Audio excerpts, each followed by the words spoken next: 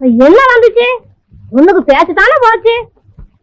4 நாளைக்கு காட மாடா பேசினா தன்னால புரியுது. கிழவி வெந்த புண்ணுல வெந்நீர் ஊத்துற மாதிரி கிண்டிட்டு இருந்தே கோளாறாயிருவேன். பேராண்டி பேராண்டி பொண்ண மனம் பாராண்டி வண்டி கட்டி போராண்டி 2 கட்டு ஆண்டி. ஏன் அந்த பாட்டை பாடி அவன் உயிரை வாங்குற?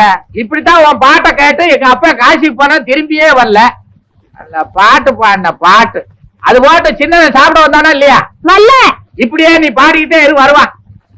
நீ கேட்ட காசு நான் கொடுத்துணுமா? எல்லா காசையும் எங்க அண்ணா இருந்து செலவு பண்ணிட்டா அப்புறம் எங்க இருந்து என்ன பண்ணுதுப்பா?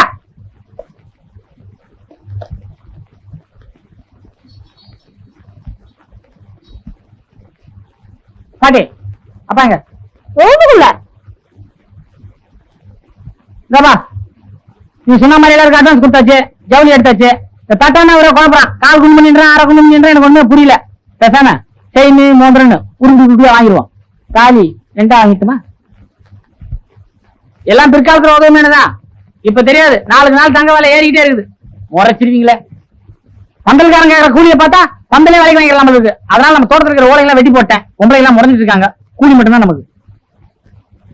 அப்புறம் ஒரு யோசனை, சாப்பாட்டு பந்திய நம்ம தேட்டர்லயே வச்சிடலாம்னு நினைக்கிறேன்.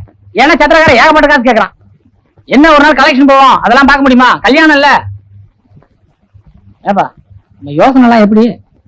இப்பதான் உனக்கு அறிவு ரேகை எட்டி பாக்குது, கெட்டியா புடிச்சுக்கோ. இந்தா இத உள்ள விட்டு போய் வைடா.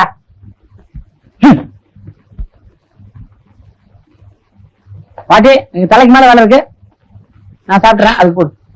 டேய் இது உனக்கே நல்லா இருக்கடா. நல்லா இல்லையா? நான் இன்னும் சாப்பிடுவேன் இல்லையா? கருவாடு இருந்தா கொண்டா போ. டேய் உனக்கு கொழுப்பு தலைக்கு மேல ஏறி இருக்குடா. சொல்றத சுருக்கா சொல்லு, நமக்கு இந்த பழமொழி எல்லாம் புரியாது. ஏண்டா காதலுக்கு துணையா இருந்து இப்ப கல்யாணத்துக்கு வெளியா இருக்கடா பாவி. பாருங்க, காதல் கை குடிச்சுனா கை தட்டி வர இருக்கணும், இல்ல கைய கழுவி விட்டு போயிடணும். என்னடா பைத்தியக்காரத்தனமா பேசுற? இத்தனை நாள் அந்த பொண்ணோட நான் பழகிட்டு இப்போ அவளை கல்யாணம் பண்ணலாம், அந்த பொண்ணோட மனசு என்ன பாடுபடும்? நீ கட்டிக்க மாட்டேன்னு தெரிஞ்சவன கிணத்துல குச்சி ஊனியா போச்சு. அந்த பொண்ணை விட இன்னொருத்தங்க காத்திருக்க இந்த பொண்ணு பெருசு. டேய் அவன் வேற ஒருத்தங்க காத்துட்டு இல்ல, எனக்காதான் காத்துட்டு இருக்கா.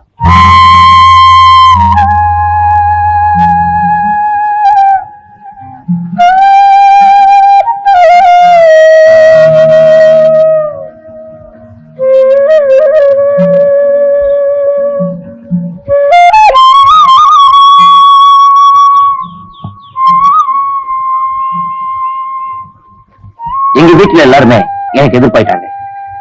இனிமேல் அவளை சமாதானப்படுத்துறது நடக்காத காரியம்.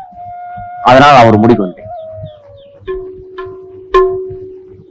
நாளைக்கே நான் வீட்டை விட்டு வெளியே வந்துடலாம்னு இருக்கேன். உங்க அப்பா அம்மாவை பார்த்து நம்ம கல்யாணத்துக்கு சம்மந்தம் கேட்க போறேன். அதுக்கு அவங்க சம்மதிக்கலன்னா? இருக்கவே இருக்கு கோயில். அதுக்கு நான் தயாரா இல்லையே. ஏன் இந்த யோசனையே அந்த பொண்ணு 7 நேரத்துக்கு முன்னாடி சொல்லிருந்தீங்கன்னா கொஞ்சம் யோசிச்சாவது பாத்திருப்பேன். ஆனா இப்ப நான் திட்டவட்டமா சொல்ற ஒரே முடிவு, நீங்க தான் அந்த பொண்ணை கல்யாணம் பண்ணிக்கணும். அப்ப நீ மாறிட்டு என்ன மாதிரி ஒரு பொண்ணுக்கு கல்யாணம் ஆகலைன்னா அது அவ செஞ்ச பாவம்னு சொல்லுவாங்க. ஆனா அந்த பொண்ணுக்கு கல்யாணம் ஆகலைன்னா அது நீங்க செஞ்ச பாவம் தான். முதல்ல உங்க பாவத்துக்கு பரிகாரம் தேடிக்கீங்க. ஓஹோ, பார்த்த மாப்பிள்ளை கட்டிக்க அம்மா தயாராகிட்டீங்களோ? அதெல்லாம் சொந்த விஷயம், அதை பத்தி மத்தவங்க கிட்ட பேச நான் தயாரா இல்ல.